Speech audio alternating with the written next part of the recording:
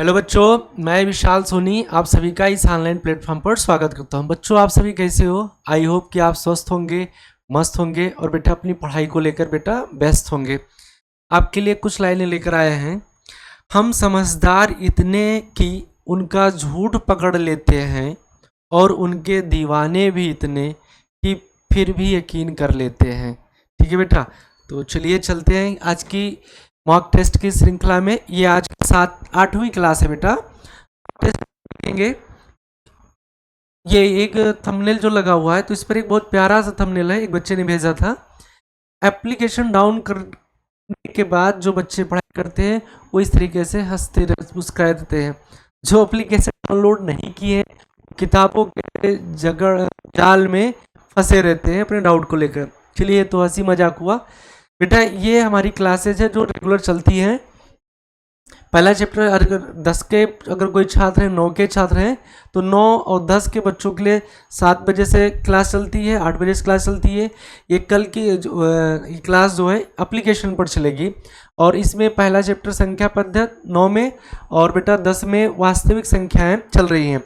और जो आप भाई लोग हैं, एसएससी वाले हैं या बैंक वाले हैं, रेलवे वाले हैं, यूपीपी की तैयारी करने वाले, आरपीएफ के लिए, तो बेटा इनके लिए प्रतिशत की क्लास 25 जून से स्टार्ट है। ये 25 जून से क्लास आपका स्टार्ट है। प्रतिशतता परसेंटेज और रीजनिंग में कैलेंडर स्टार्ट है। परसेंटेज बेटा आपको 3 बजे से क्लास मैथ्स में मिलेगा और कैलेंडर आपको 4 बजे से रीजनिंग की क्लास में मिलेगा। और बेटा इन सब क्लासेस की फ़ीस बहुत ही नॉर्मल फ़ीस क्या कहें, और जो ज़रूरत का खर्च होता है वो खर्च केवल लिया जा रहा है, वो भी क्या 299 रुपये है। और इस कोर्स की वैलिडिटी बेटा 1 वर्ष का है। यानी अगर मोटा मोटा बात देखा जाए तो 1 रुपये से भी कम का 1 दिन का खर्चा आपका पढ़ाई का है। तो बेटा आप इस क्लास को जल्द से जल्द आप परचेज कर लीजिए और अपनी पढ़ाई को अनवरत रखिए। और सीजीएल का भी नोटिफिकेशन शायद आ चुका है, आप जुट जाइए पढ़ने पर। चलिए बेटा, मॉक टेस्ट की श्रृंखला में पहला सवाल हम देखते हैं। पहला सवाल लिखा है 60 डिवाइड बाई 5। इस पर बार्ड मास का नियम लगेगा और बार्ड मास के तो आप मास्टर ही हो। बी से ब्रैकेट ऑफ मतलब का डिवाइड मल्टीप्लाई ऐड सब्ट्रैक्ट, यानी पहले भाग करना है, फिर गुणा करना है, फिर बेटा जोड़ना है और फिर घटाना है। तो इसमें अगर हम भाग करने की बात करें तो 5 से अगर 60 को भाग करें तो बेटा 12 आ जाएगा। बोलो, 5 से अगर हम 60 को भाग करें तो बेटा क्या आएगा? 12 आएगा। यहाँ 2 से अगर 8 में भाग करें तो क्या आएगा? 4 आएगा। बोलो, 16 में से 4 घटेगा, क्या बचेगा? 12 बचेगा। कोई दिक्कत हो भाई तो बताओ। तो ये आपका यहाँ 12, ये बचा गुणा, और 3 12 में अगर 3 से भाग करेंगे तो क्या आ जाएगा? 4 आ जाएगा। और 12 को 4 से अगर मल्टीप्लाई कर दें तो 48। तो option C is right answer. क्या किसी भाई को कोई दिक्कत है, कोई समस्या है तो बताओ हमें।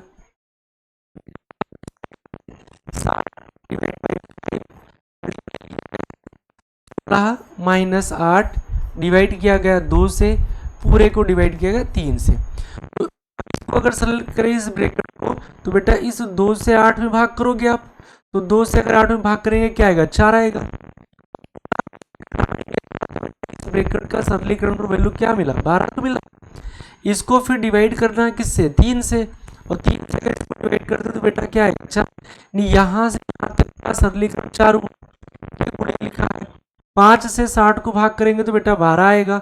12 को 4 से मल्टीप्लाई करेंगे तो 48 हो जाएगा। क्या किसी भाई को कोई दिक्कत है? सवाल में अगर कोई समस्या, कोई परेशानी हो तो आप कमेंट बॉक्स में कमेंट करके बता सकते हो। तो option C is right answer. अगला सवाल बहुत ही प्यारा सा, बहुत ही बचकाना सा सवाल है, जोड़ने के लिए कह रहा। देखो बेटा, ये सबसे आसान क्यों है? दशमलव के बाद 2 अंक सभी में है तो आप जोड़ लीजिए। देखो, दशमलव के बाद जो भी, जैसे मान लीजिए संख्या लिखा 375, तो बेटा इस 5 को इकाई का अंक कहेंगे, 7 को दहाई का अंक और 3 को सैकड़ा का अंक कहेंगे।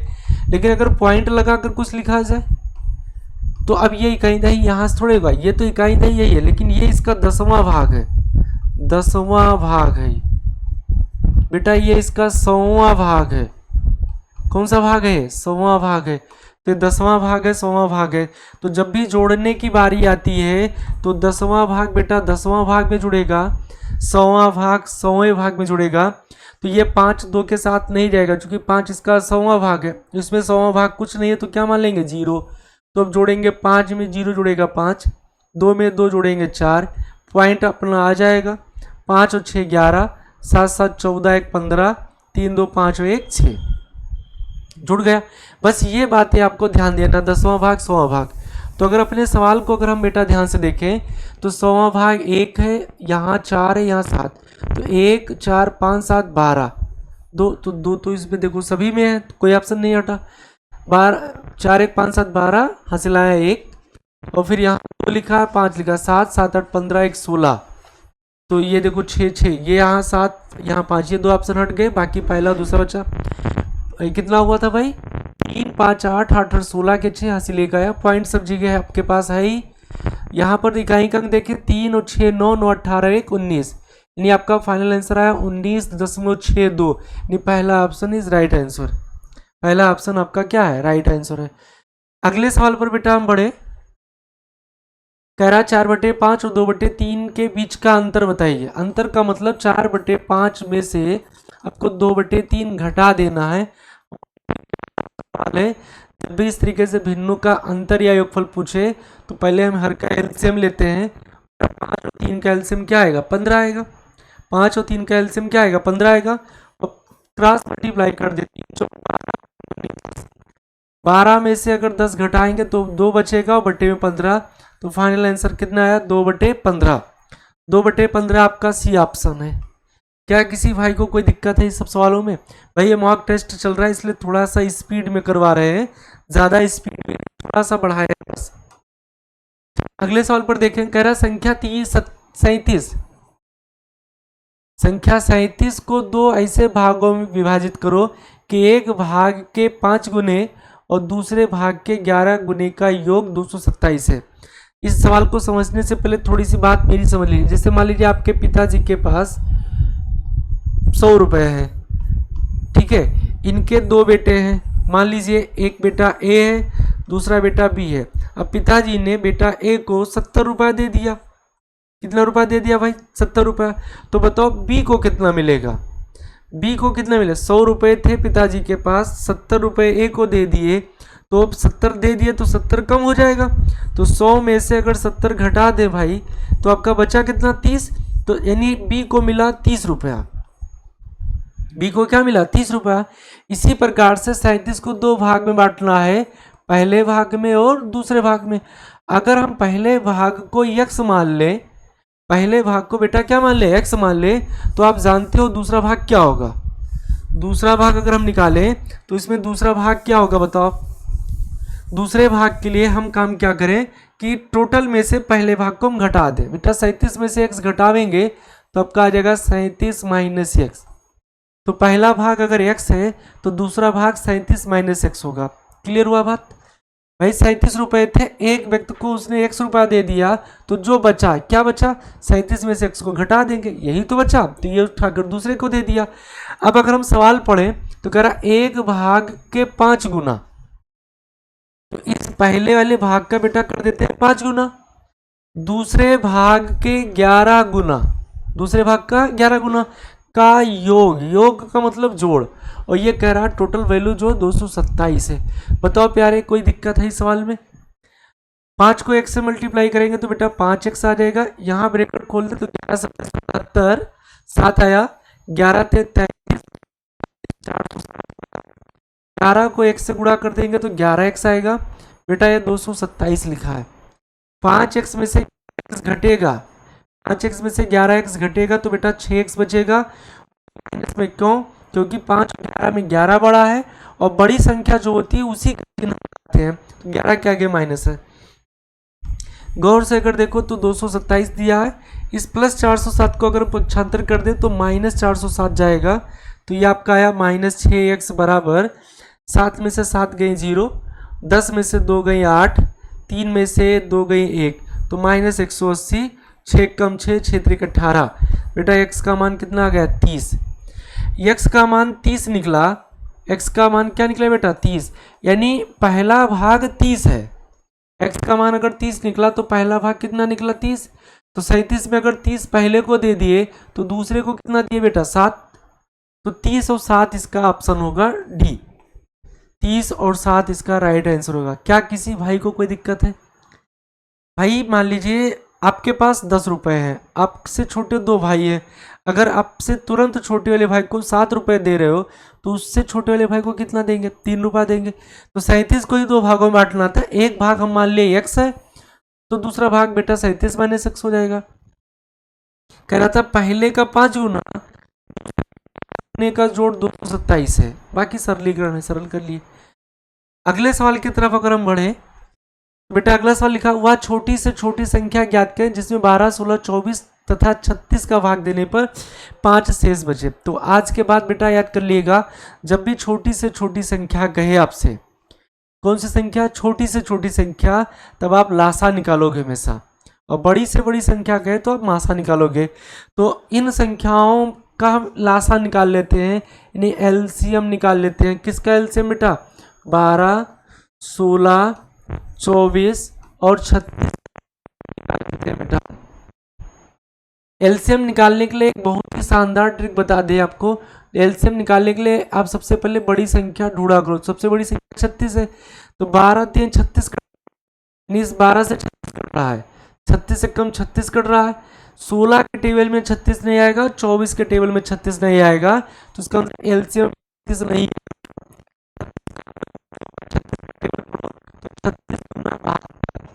देखो 24 से 72, 24 तो कट गया, लेकिन 16 के टेबल में 72 नहीं आएगा, तो 72 एलसीएम ने 36 नहीं है बेटा, होता है 108। टेबल में भी 108 नहीं आएगा। 16 पंचे 80, 16 छक्का 96, 16 सत्ते 112, 108 नहीं आएगा।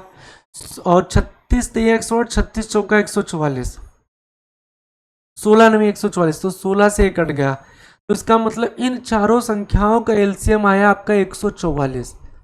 144 वह संख्या है जो आपका 12, 16, 24 से और 36 से पूर्णतः विभाज्य है। 144 वह संख्या है जो 12, 16, 24, 36 से पूर्णतः विभाज्य है, लेकिन करा कि इस सबसे भाग देने पर 5 शेष बचे। तो बेटा इसमें 5 आप जोड़ दीजिए, 5 जोड़ेंगे तो 144 और 5 149 हो जाएगा। क्या हो जाएगा बाबू, 149। तो option C is right answer. क्या किसी भाई को कोई दिक्कत? छोटी से छोटी संख्या कहे तो आप लासा निकाल लीजिए बेटा, बड़ी से बड़ी संख्या कहे तो आप मासा निकाल लीजिए। अगली सवाल की तरफ अगर हम बढ़े तो 738 रुपए को ए, बी तथा सी में इस प्रकार वितरित किया गया कि उसका अनुपात, भाई 738 रुपए हमारे पास इस 3 व्यक्तियों में बांटा गया, ए, बी और सी में, ए, बी और सी में, और ये अनुपात कितना कह रहा है भाई, 2:3:4 कह रहा है।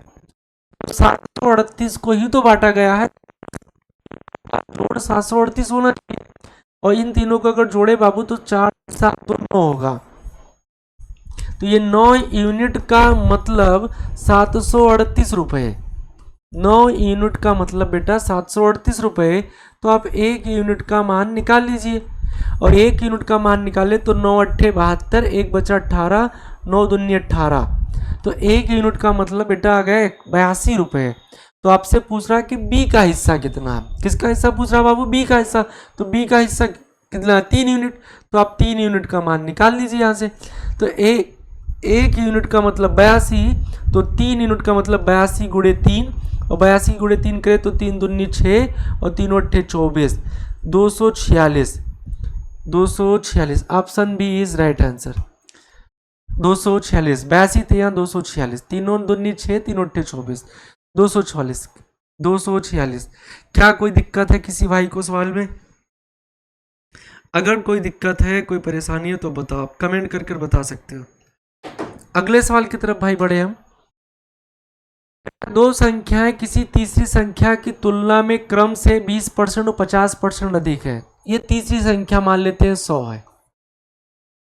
अब जो दो संख्याएं हैं, पहली संख्या और दूसरी संख्या मान लेते हैं, ये इन क्रम से 20% और 50% ज्यादा है। तो पहली संख्या से 20% यानी 100 तो है ही, 100 तो ये है ही, और 20% और ज्यादा, तो 100 का 20% होता है 20। तो बेटा ये पहली संख्या होगा 100 + 20 यानी 120, यानी ये संख्या आपकी हो गई 120। ये संख्या कौन सी हो गई बेटा, 120।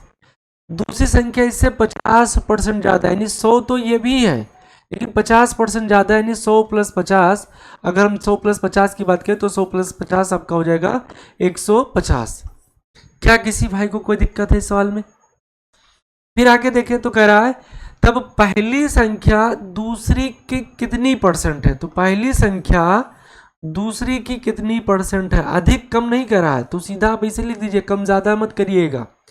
बेटा अगर ध्यान से देखें तो ये 0 से 0 निपट जाएगा। 15 कम 15, 15 अट्ठे 120, 8 दहाम 80% है। ये पहली संख्या दूसरी की कितना है, 80% है। 80% का मतलब option A is right answer. क्या किसी भाई को कोई दिक्कत है इस सवाल में? अगले सवाल की तरफ बढ़े। कह रहा है यदि मैं 100 रुपए में 11 पुस्तकें खरीदता हूँ। बहुत ही प्यारा सा सवाल है बाबू, और ये CHSL का SSC का फेवरेट सवाल है। SSC का बेटा ये फेवरेट सवाल है। सवाल कह रहा है यदि मैं 100 रुपए में 11 पुस्तकें खरीदता हूँ और 10 पुस्तकें 120 रुपए में बेच देता हूँ तो मुझे कितने % का लाभ होगा। बाबू आप इस लैंग्वेज पर पूरा सवाल नहीं हल कर पाएंगे। पहली मेरी बात समझ लीजिए। जैसे मैं आपसे कहूँ कि 10 किताब है, कितनी किताब बेटा, 10 किताब। इस 10 किताब को हमने खरीदा है 100 रुपए में। इस 10 किताब को हमने खरीदा कितने रुपए में से बेटा, 100 रुपए में। अब इसी 10 किताब को ही हमने बेच दिया यानी सेलिंग प्राइस 120 रुपए। अब 100 रुपए में 10 किताब खरीदा था, 120 रुपए में यही 10 किताब हमने बेच दिया। तो बताओ ज्यादा का तो बेचा, कितना ज्यादा का बेचा, 20 का, तो लाभ होगा। ये तो जाहिर सी बात है। परसेंट में पूछ रहा है तो बटे 100 कर दीजिए भाई, 100 पर ही तो पूंजी लगी थी, और गुड़े 100% में क्या है तो 100 से 100 कटेगा तो 20% का बेटा लाभ हो जाएगा। कितना लाभ हो जाएगा, 20% का लाभ हो जाएगा।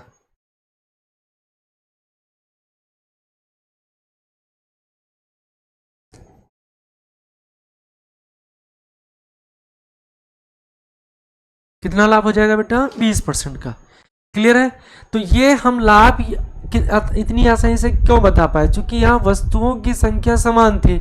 और जो हमें सवाल दिया है, इस सवाल में कह रहा है कि 100 रुपए में 11 पुस्तकें, यानी आपसे कह रहा है 11 किताबें हैं, यानी 11 पुस्तकें हैं।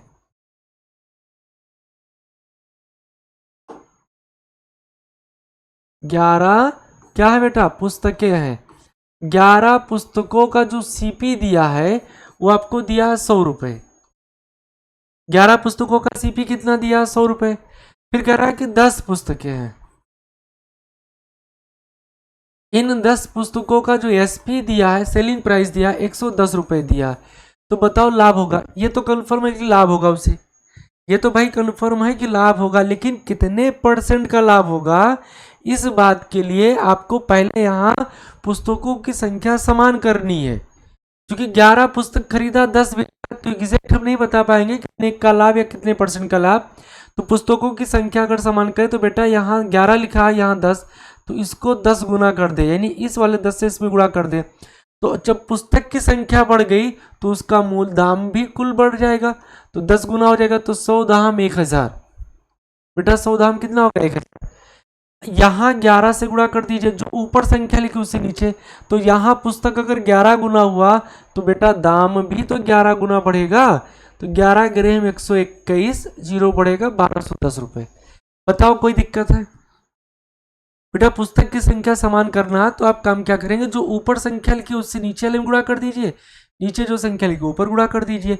10 से अगर इधर गुणा करो तो अगर पुस्तक की संख्या 10 गुनी हो रही है तो दाम भी तो 10 गुना होगा। भाई एक पेन आप खरीद रहे हो 5 रुपए का, तो अगर 10 पेन खरीद रहे हो तो दाम भी 10 गुना बढ़ जाएगा, 5 दाम 50। बोलो हाँ या ना। ये अनुलोम समानुपात है। जब एक वस्तु की कीमत बढ़ेगी, वस्तु की संख्या बढ़ेगा, तो कुल मूल्य भी बढ़ेगा, टोटल मूल्य भी बढ़ जाएगा आपका। तो अगर आप सवाल देखें हम,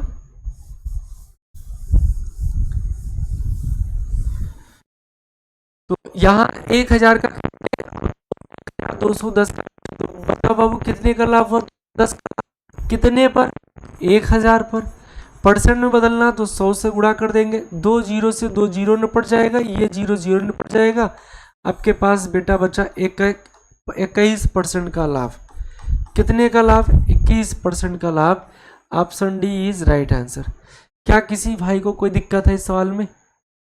चलिए आगे बढ़ते हैं हम। रहा किसी धनराशि पर 5% वार्षिक दर पर 2 वर्षों के चक्रवृद्धि ब्याज और साधारण ब्याज का अंतर ₹1.50 धनराशि ज्ञात करें। बेटा बहुत ही बढ़िया सवाल है। इस सवाल की जितनी तारीफ की जाए उतनी कम है। ये लगभग आपके हर पेपर में पूछा था। ये 2020 के जो 20-21 में शायद जो एसआई का पेपर हुआ था उसमें ये सवाल पूछा गया था। 21-22 जो भी हो, इसके जस्ट पहले का जो एसआई का पेपर हुआ था उसमें ये सवाल पूछा गया था। तो बेटा ये सवाल को अगर करना है तो सवाल करा किसी धनराशि पर 5% वार्षिक दर पर 2 वर्षों के चक्रवृद्धि ब्याज और साधारण ब्याज का अंतर। तो ये बात आप ध्यान कर लीजिए कि जब भी 2 वर्ष के लिए चक्रवृद्धि ब्याज और साधारण ब्याज का अंतर दे, आपको क्या दे बाबू, अंतर दे, तो आप फार्मूला लगाओगे PR² बटे 100 का स्क्वायर। 2 वर्षों का अंतर दिया हो, चक्रवृद्धि ब्याज और साधारण ब्याज के 2 वर्षों का अंतर दिया, तो आप ये अंतर का फार्मूला सीधा लिखोगे PR² बटे 100 का स्क्वायर। अंतर इसमें ₹1.50 दिया है, अंतर इसमें ₹1.50 दिया है। P का मतलब प्रिंसिपल यानी धन, धन तो आपको निकालना है, धनराशि तो ज्ञात करना है। R का मतलब बेटा रेट, रेट हमें स्क्वायर बटे का स्क्वायर मतलब 100 का स्क्वायर। उसमें परेशान होने की जरूरत नहीं है, ठीक है। अब इसे केवल सरल करना है। आप चाहो तो थोड़ा सा एडवांस लेवल का सोच सकते हो। बेटा 100 का स्क्वायर का मतलब होता है 100 गुणे 100। यहां पॉइंट अगर हटाओगे तो 1 बढ़ेगा, 2 अंक 2 जीरो बढ़ जाएगा, तो इस 100 से ये 100 निपट जाएगा। यहां बचा आपका 150 P गुणे, और 5 का स्क्वायर बेटा होता है 25 बटे कितना लिखा 100। 25 से कम 25, 25 चौका 100, 4 को इधर मल्टीप्लाई करेंगे तो 15 चौके 60, यानी P की वैल्यू आ गई बेटा 600, यानी मूलधन जो है 600 रुपए रहा होगा। पहला option is right answer, A option is right answer. क्या कोई दिक्कत है इस सवाल में भाई? अगर कोई समस्या है तो आप बताओ।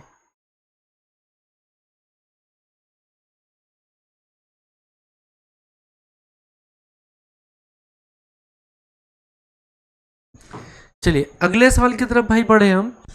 करा किसी व्यवसाय में ए 3 महीने के लिए 60 रुपए और बी 4 महीने के लिए 30 रुपए लगाता है। यदि 20 रुपए का लाभ हो तो ए का लाभ, ये आपका पार्टनरशिप का सवाल है, साझा का सवाल है, और ये आपका आरपीएफ और कांस्टेबल दोनों पूछा करता है सवाल भाई। तो इसमें एक फार्मूला आपको याद रखना, क्या, लाभ बराबर फार्मूला होता है पूंजी गुणे समय। लाभ बराबर होता है पूंजी गुणे समय, ठीक, लाभ बराबर पूंजी गुणे समय। तो पहले सवाल में कह रहा कि किसी व्यवसाय में ए जो है 3 महीनों के लिए 60 रुपए लगाता है। यानी अगर हम कहा जाए कि ए जो है 3 माह के लिए, ए जो है 3 महीने के लिए कितना रुपए लगा रहा है, 60 रुपए लगा रहा है, ठीक है। तो लिख देते हैं पूंजी, ए और बी की पूंजी। तो ए ने पूंजी लगाया कितना बेटा, 60 रुपया लगाया, और कितने समय के लिए लगाया, 3 माह के लिए, ठीक। पूंजी ए ने 60 रुपए लगाया, कितने समय के लिए लगाया, 3 महीने के लिए, और बी 4 महीनों के लिए। बी जो समय कितना ले रहा है, 4 महीनों के लिए, लेकिन पूंजी लगा कितना रहा, 30 रुपए लगा रहा है। अब पूंजी पता है, समय पता है, तो बेटा लाभ तो निकाल ही सकते हैं। लाभ बराबर होता है पूंजी गुणे समय। 60 रुपए पूंजी थी, 3 महीने का लाभ, 3 महीने के लिए सब लगाया, तो 60 थे 180। 30 रुपए पूंजी थी, 4 महीने का लगाया, तो बेटा 120। अब लाभ का अगर रेशियो निकाले तो 0 0 निपट जाएगा, 6 3 18, 6 दूनी 12। तो लाभ का रेशियो बेटा 3:2 आया। यानी अगर ए को 3 यूनिट का लाभ हो रहा तो बी को 2 यूनिट का, तो टोटल कितना लाभ हुआ बेटा, 5 यूनिट का। और सवाल में कह रहा कि नहीं, लाभ हो रहा 20 रुपए का, तो 5 यूनिट का मतलब 20 रुपए, तो बेटा 1 यूनिट का मतलब 5 चौक 20, 1 यूनिट का मतलब 4 रुपए। क्या किसी भाई को कोई दिक्कत है? 1 यूनिट का मतलब 4 रुपए आ गया। ए का लाभ पूछा जा रहा, तो ए को लाभ 3 यूनिट हुआ, तो 3 गुणे 4, 3 चौक 12 रुपए। ए को लाभ 12 तो 4 दूनी 8 रुपये, तो लेकिन ए का पूछ रहा है तो ए का 12 रुपये, नहीं option B is right answer. बहुत ही गजब का, बहुत ही अच्छा सवाल रहता है। ये सारे सवाल बेटा चुटकियों के हैं और ये इन सब सवालों के बगैर आपका गणित का पेपर बन ही नहीं सकता। 738 रुपये को ए बी में इस प्रकार बांटा गया, वितरित किया गया। ये तो हम करवा चुके हैं सवाल भाई, ये सवाल हम करवा चुके हैं आपको, ये सवाल करवा चुके हैं। कहाँ करवाया है? सवाल नंबर 6, यही सेम सवाल हम सवाल नंबर 6 पर करवाए हैं। तो इस सवाल को आप घर पर करिएगा होमवर्क में। अगला सवाल देखें, प्रथम 5 अभाज्य संख्याओं का औसत। अब बेटा अभाज्य संख्या बहुत से बच्चे 1 से स्टार्ट करते हैं, तो एक बेटा आज याद कर लीजिए, एक ना तो भाज्य संख्या और ना ही अभाज्य संख्या। एक जो है ना तो भाज्य संख्या और ना ही अभाज्य संख्या है। अभाज्य संख्या बेटा स्टार्ट होती है 2 से, 3 से, 5, 7, 11। 5 ही पूछ रहा है, प्रथम 5 अभाज्य संख्या। और औसत अगर निकालना है तो बेटा औसत का फार्मूला आपको पता होना चाहिए। औसत बराबर होता है कुल पदों का योग बटे पदों की संख्या। औसत का फार्मूला होता है कुल पदों का 1 बटे कुल पदों की संख्या। तो बेटा आपके पास पद दिए 2, 3, 5, 7, इनका योग बटे संख्या 1, 2, 3, 4, 1, 5। बेटा अगर इनको हम जोड़े, इनको क्या करें हम जोड़े, तो जोड़ने पर क्या आएगा? 11, 7, 18, 5, 23, 3, 26, 2, 28। 28 बटे 5 सरल करेंगे तो 50, 25, 3 बचा, 5, 36, 5.6। Option B is right answer. बताओ क्या कोई दिक्कत? ये सारे सवाल बेटा आपके आरपीएफ में या यूपी कांस्टेबल पूछे गए सवाल हैं।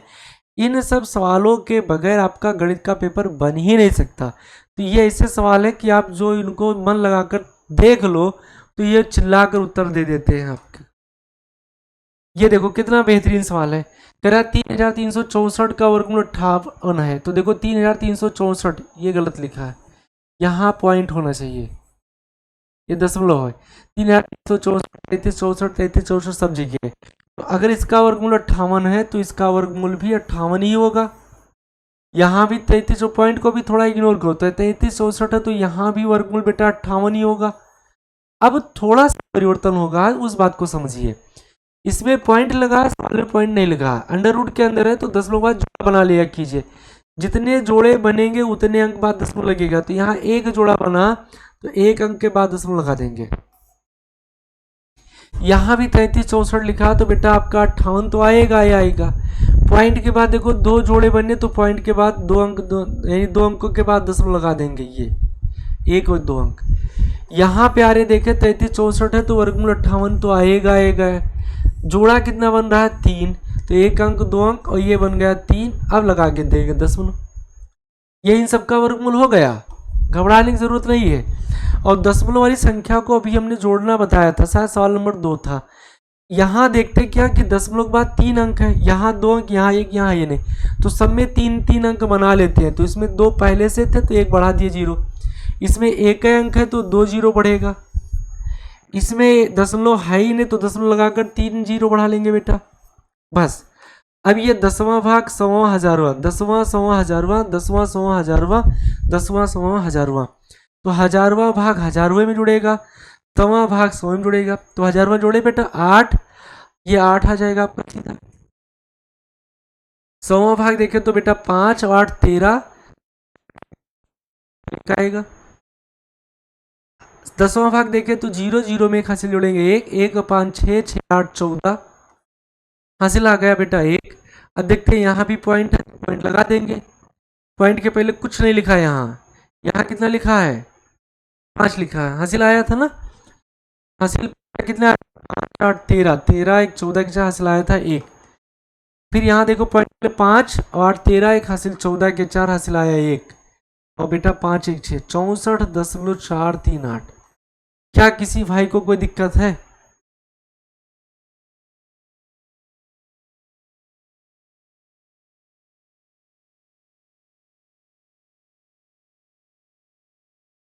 ठीक है, अगले सवाल की तरफ अगर हम बढ़े भाई। 500 फीट लंबी रेलगाड़ी 700 फीट लंबे पुल को 10 सेकंड में पार कर लेती है। तो बेटा इसमें बहुत प्यारा सा लॉजिक होता है। क्या होता है लॉजिक? समझो यार। अगर कोई ट्रेन किसी टनल को या किसी पुल को पार करती है, अगर कोई ट्रेन किसी टनल को, किसी पुल को या प्लेटफॉर्म को पार करती है, तो जो दूरी तय करेगी वो दूरी होगी ट्रेन की लंबाई प्लस टनल की लंबाई या प्लेटफॉर्म की लंबाई, दोनों लंबाइयां आपस में जुड़ जाएंगी। रेलगाड़ी की गति निकालनी है, यानी चाल निकालनी है, तो चाल का फार्मूला बेटा हम जानते हैं होता दूरी बटे समय। चाल का फार्मूला हो बेटा होता दूरी बटे समय। चाल का फार्मूला होता दूरी बटे समय। तो बताओ इसमें रेल की लंबाई कितनी है 500 फीट, प्लेटफॉर्म की लंबाई है 700 फीट। तो जब ये ट्रेन इस प्लेटफॉर्म को पार करेगी तो उसे इन दोनों के लंबाई के योग के बराबर दूरी तय करनी है। तो 700 मीटर ये, 500 मीटर ये, दोनों को जोड़े तो दूरी बेटा तय करना 7 5 1200। देखो दूरी बराबर ट्रेन की लंबाई, प्लेटफॉर्म की लंबाई, टनल की लंबाई जो भी दिया हो, बटे समय। बेटा समय कितना लग रहा है 10 सेकंड का, तो 1200 बटे 10, 0 0 निपट गया, तो आपका आ गया 120 फीट, फीट में दिया था पर सेकंड, 120 फीट पर सेकंड। 120 ये आपका सी ऑप्शन है, 120 लिखा है, 120 फीट पर सेकंड। क्या दिक्कत है किसी भाई को? अगले सवाल पर कहें एक समबाहु त्रिभुज का क्षेत्रफल। ये बेटा हर पेपर में लगभग आपको मिल जाएगा सवाल, आरपीएफ के हर पेपर में आपको लगभग मिल जाएगा। करें एक समबाहु त्रिभुज का क्षेत्रफल, तो पहले तो समबाहु त्रिभुज का क्षेत्रफल आपको पता होना चाहिए। बेटा समबाहु त्रिभुज का क्षेत्रफल हम जानते हैं क्या होता है, √3/4 भुजा स्क्वायर, √3/4 ये फॉर्मूला है। तो क्षेत्रफल हमें दे रखा है, कितना दे रखा है √243/4, ये क्षेत्रफल का फार्मूला है √3/4 भुजा स्क्वायर। प्यारे बात समझ रहे हो ना? 4 से 4 ये निपट, और 243 का अगर हम फैक्टर करें तो 3 त्रिक 9, 3 27, 81, 243। बेटा अगर वर्गमूल का चिन्ह है तो जोड़ा बनेगा, और जोड़ा जिसका बन जाएगा वो बाहर हो जाएगा, इसका जोड़ा नहीं बना है तो रूट में रह जाएगा, तो 3 त्रिक 9 √3। तो बेटा 243 को लिख सकते हैं, √243 को 9 √3, 4 से 4 पहले ही निपट गया था, इधर बचा √3 भुजा स्क्वायर, ये रूट से √3 निपट जाएगा, तो भुजा स्क्वायर बराबर 9, तो भुजा बराबर आपका आ जाएगा बेटा 3, चूंकि 9 का वर्गमूल 3 सेंटीमीटर। तो आपसे भुजा की माप पूछा तो भुजा की माप आ गया 3 सेंटीमीटर। क्या कोई दिक्कत है इस सवाल में भाई? अगले सवाल की तरफ अगर हम बढ़े, बेटा कह रहे एक त्रिभुज की भुजाओं का अनुपात 1/2 अनुपात 1/3 अनुपात 1/4 है। तो 1/2 अनुपात 1/3 अनुपात 1/4। तो चाहे तो इसको थोड़ा सरल कर ले, तो सरल करने के 2 3 4 का एलसीएम निकालने 12 आएगा। बेटा सभी को पहले 12 से गुणा कर देते हैं, देखिए बटे का झंझट खत्म हो जाए। 4 3 12, 3 चौक 12, 2 छंग 12। तो नया रेशियो निकल कर आपका आ गया 6:4:3। नया रेशियो बेटा निकल कर आया 6:4:3। ठीक है, ये त्रिभुज की भुजाओं के अनुपात हैं। अगर देखा जाए तो ये 6 है, ये 4 है, 3 है। कह रहा कि परिमाप 140 है, तो 6 4 10 3 13, 13 से कटे हुए 140 नहीं आएगा, ये 140 के बजाय इसको कर लीजिए 104।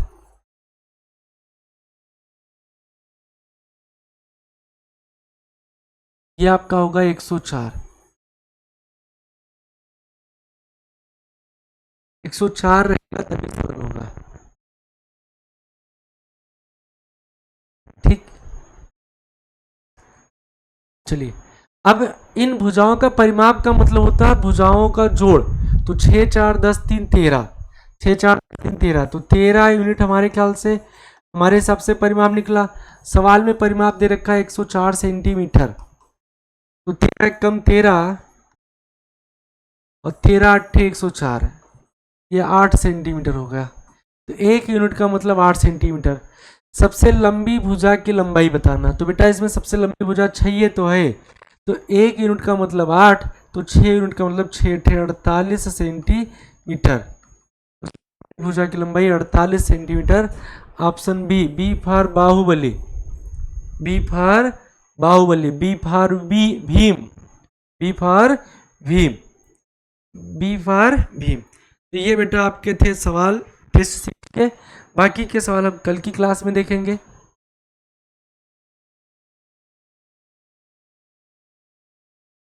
ठीक है।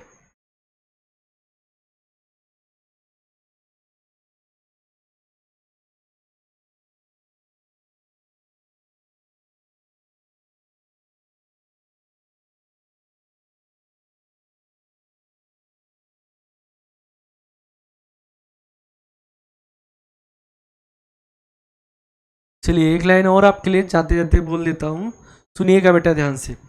किसने रास्ते में चांद रखा था, मुझको ठोकर लगी कैसे, वक्त पे पाँव कब रखा हमने, जिंदगी मुंह के बल गिरी कैसे। आंख तो भर आई थी पानी से, तेरी तस्वीर जल गई कैसे। ठीक है बेटा, इन्हीं बातों के साथ शुभ रात्रि, गुड नाइट।